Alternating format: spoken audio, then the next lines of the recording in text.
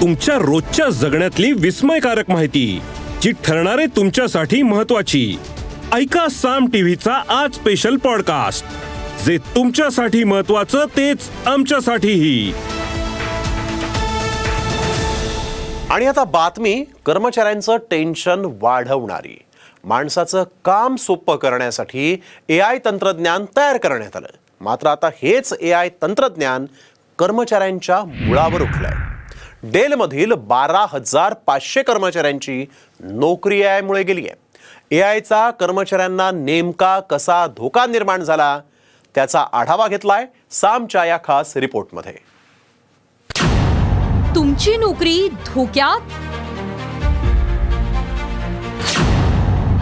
AI उठलं 12,500 कर्मचाऱ्यांच्या नोकरीवर.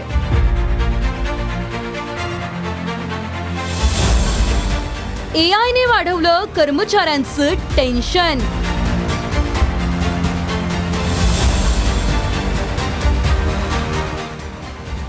माणसाची कामं हलकी करण्यासाठी AI तंत्रज्ञान आलं. मात्र हेच तंत्रज्ञान लाखो कर्मचाऱ्यांसाठी डोकेदुखी ठरणार आहे.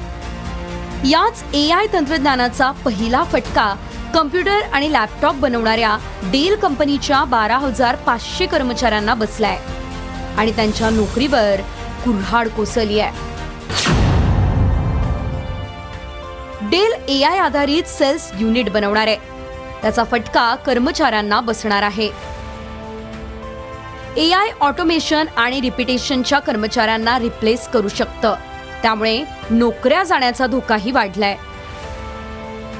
कस्टमर सर्व्हिस, फूड सर्व्हिस आणि ऑफिस सपोर्ट स्टाफच्या नोकऱ्यांना धोका आहे.